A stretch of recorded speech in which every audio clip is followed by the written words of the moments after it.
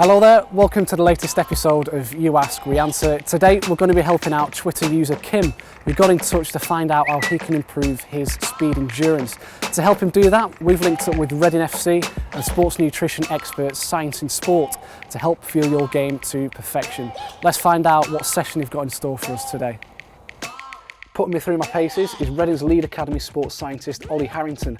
He'll be pitting me against under-23 fullback Teddy Howe. Let's find out who's fastest.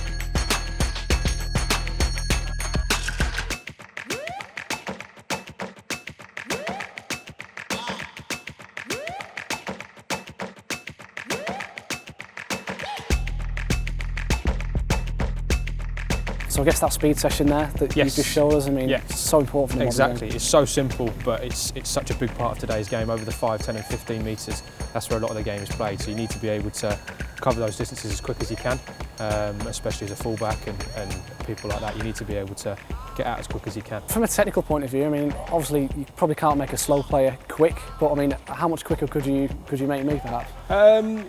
With enough work, you could become quicker. You could definitely become quicker. You'd obviously need to do some stuff in the gym as well, but making sure you get the repetitions in, making sure you can go as quick as you can, and with the right technique, then the improvements can be made, definitely. Now, Teddy, you beat me for pace there a few times. You're obviously pretty quick. I mean, have you got any tips in terms of your running mechanics and your technique? Do you think there's anything that's really helped you? I think mostly natural from me as a point of view, but Ollie and everyone at the football club has helped me in the gym and stuff like that, doing lunges and stuff like that, stuff to do with your legs. It's helped me a lot. Well, I guess it's fine doing one sprint and doing it a couple of times, but in a game we know we've got to do maybe 15, 20, 30 sprints. Yeah. So how would you build that sort of speed endurance as well? It obviously takes a little bit of time. It's just like you would a pre-season, just developing the fitness for just for running.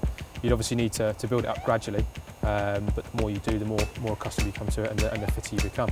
So you'd start off with a small number of reps, maybe just one set of a small number of reps, just once a week, and then the fitter you become, and you want to become a little bit quicker, you can start adding 2 or 3 more reps in, or even another set in. Just giving yourself plenty of rest in between to recover, as it is such a short, sharp, explosive burst. It's very anaerobic, so you need to make sure that you give yourself enough time to recover in order to then perform as quickly as you can in the next reps. And we also see a lot of players who suffer with hamstring injuries, wingers, full-back, strikers, real speed players. Can this help reduce that risk? Massively. So the big thing is being able to deal with the pressures of the game that is going to cause the hamstring injuries. It's often due to a lack of strength in the hamstrings. So doing things like doing stuff in the gym, but also making sure you reach the top speeds and making sure you do the sprint work, as a preventative measure of hamstring injuries. Do the work in the training before you go out into the field. And how often are we going to be doing these sorts of sessions? I mean, would you do this every day, or? Wouldn't do it every day. You do something maybe once, maybe twice a week, and then you look to do. Later on in the weeks, you'd look to expand it and make it a little bit longer, but it's also varied around the game. If you've got 2 games in a week, then you'd probably look to reduce that. If you've only got the one, or if you've got a bit of time off, you could maybe look to do a couple more. I'm here with Ed Clark from Science and Sport. Ed, we've just been put through a little speed session there. I'm not the fastest. But you gave it a good go. But what sort of products are going to help me out when I'm doing a sort of session like that? So I suppose for speed sessions, obviously the first thing you're going to want to think about is that primary energy source that you're going to be using. It's going to be an explosive movement, and for all football actually, carbohydrates is going to be that main energy source that you need to get you through that performance. So in order to kind of make sure that you hit that proper explosive start, you need to make sure that your muscles are fully fueled and ready to go. Filling up with some carbohydrates, a gel beforehand, we normally say have that sort of 30 minutes before you play. that's going to give you some kind of energy, and at half time again to help top up those stores, that's going to try and help you hopefully hit that top speed as best as you can, along with some kind of stimulant. So our caffeine shots there, they can help with that as well.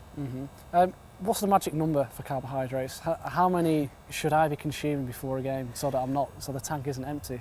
So it's kind of different for everybody. It's all based off of your weight. We say in the kind of carbohydrate loading phase, as it were, which is the kind of build up to a game, you kind of want between 8 and 12 grams per kilogram of your body weight.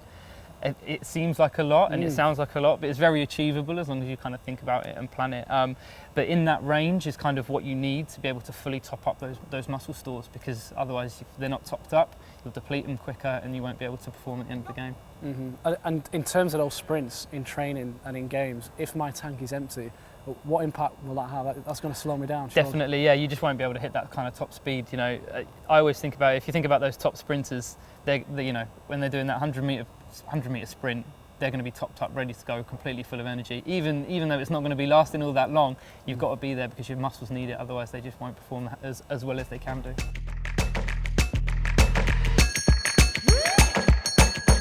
So there we go, that's our high speed session done. Kim, I hope that's what you were after.